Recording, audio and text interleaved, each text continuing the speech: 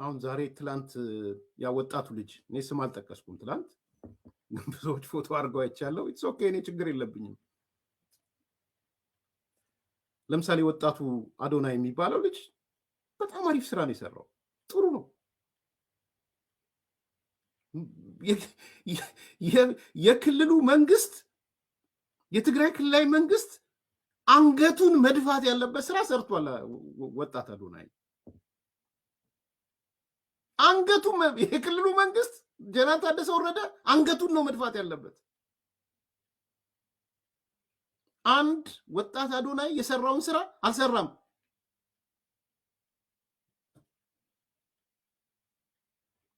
ስንት ነው የሰማሁት እስከገባ ድረስ እስከ 12 ሚሊዮን ሰብስቧል በጣም ጎበዝ ብራቮ የክልሉ እንደሰማሁት 10 ሚሊዮን ነው መሰለኝ የመደበው ሌላ በኋላ ጉድ ትሰማላችሁ ለሌላ ነገር ምን ሊሰራ እንደሆነ አሳያችኋለሁ በዶክመንት የደረሰንን ዶክመንት ይሄ ወጣት ልጅ በ24 ሰዓት ውስጥ አሁን ኤግዛክት ዳታ የለኝም አንዳንድ ሰዎች ሲጽፉ አይቻለሁ 12 ሚሊዮን አካባቢ ሰብስቧል ጥሩ ነው በጣም ሊመሰገን ይገባዋል ጎበዝ ከትግራይ ክልላዊ መንግስት በልጠህ ተገኝታል ቢያንስ እንደ ክልላዊ መንግስት አንገታቸው መድፋት ያለባቸው ማለት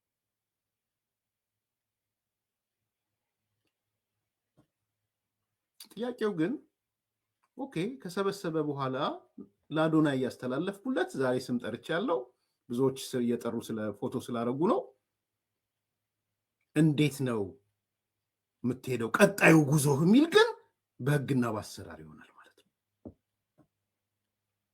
እሱን ነው ትላንት ያነሳሁት እነዚህ ልጆች ቅርቃር ውስጥ እንዳይገቡ ለምሳሌ አንድ ጥያቄ ልጠይቃችሁ አካውንት ምናምን ብለው ከፍተዋል ትግራይ ክልል አካውንት ከፍተዋል አይ ዶንት ኖ ያደጋና ዝግጁነቱ ነው አይደለም አላቅም አዶናይ ያገኘውን ገንዘብ የሰበሰበውን ሄዶ የነሱ የከፈቱት አካውንት ውስጥ ያስገባ እሺ ትላላችሁ ምሳሌ ነው ማለት አሰራር ይፈልጋል ማለት ነው ምክንያቱም አሁን ካለን መረጃ እነዚህ ሰዎች ለጦርነት ገንዘብ እየሰበሰቡ ነው ያው ጌታቸው ረዳ ይሄን ብሎናል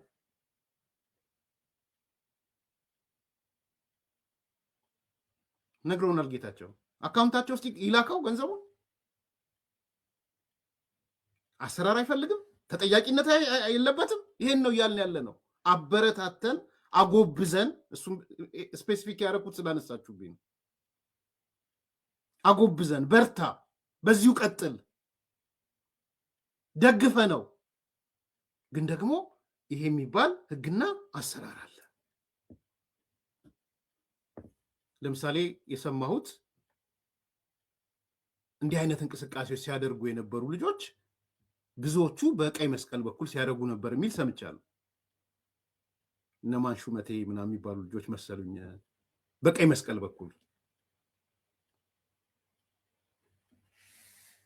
ሊሆን ይችላል መንግስትን አላምንም አልፈልግም ካለ በቀይ መስቀል በኩል መሄድ ይችላል ከዛ በተረፈ ግን አክቲቪስቶችን ቲክቶከሮችን እድሜያስ አስጠነቀቀ የሚለው ነገር ትንሽ ሐሳብ ሰጥበታል አዎ አስጠንቅቄያለሁ በደንብ ነው ያስጠነቀቅኩት አስጠነቀቀ የሚለውን ብቻ ለምን እንደተጠቀሙ ባላቅም አስፈራርቻለሁ በደንብ ነው ያስፈራሯቸው እንድገመው ዛሬ አስጠነቅቃቸዋለሁ አስፈራራቸዋለሁ ምንም አውቶሪቲ የለኝም ቃላት ብቻ ነው ያለው የማሰር የምን አውቶሪቲ የለኝም ማስጠነቅቃቸው ማስፈራራቸው ምክንያት ግን ስራቸውን እንዲሰሩ በህጉ መሰረት እንዲሰሩ የሚሰሯቸው በጎ ስራዎች እንዳይጠለፉ ነው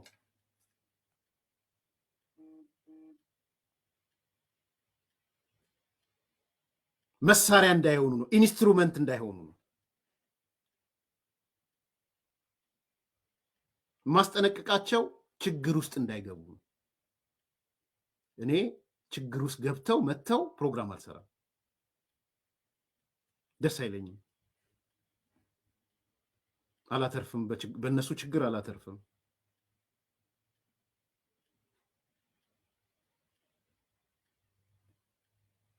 ስለዚህ ልክ ናችሁ። ስመለከታቸው የህግ ክፍተት እንዳላየው፣ የአሰራር ክፍተት እንዳላየው፣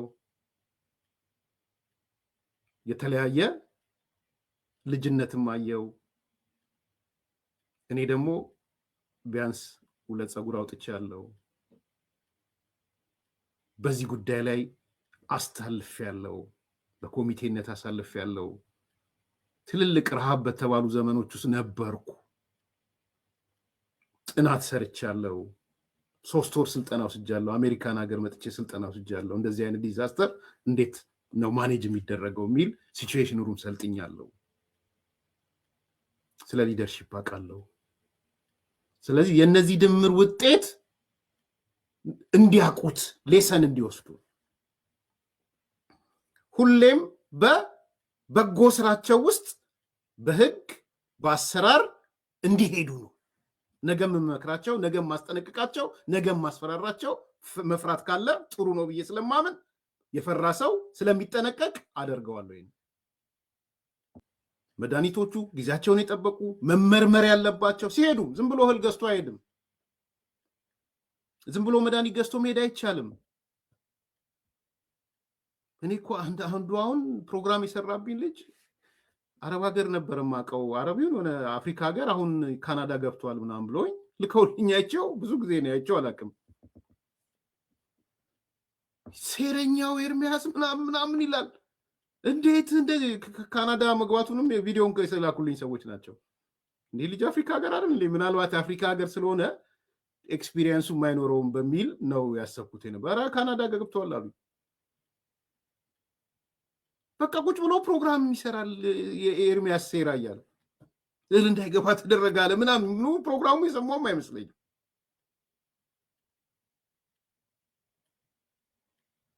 ካናዳ ካለ እኮ አንተ ካናዳ የአሜሪካ ባህሪን ያለው ብዙ ልዩነት የለውም። ዝም ብለህ እኮ መድኃኒት እንኳን መግዛት እኮ አትችልም። ታውቃላችኋል። ካውንተር ላይ ከሌለ በስተቀር ካውንተር የሚሉት ላይ ከሌለ በስተቀር አይቻልም።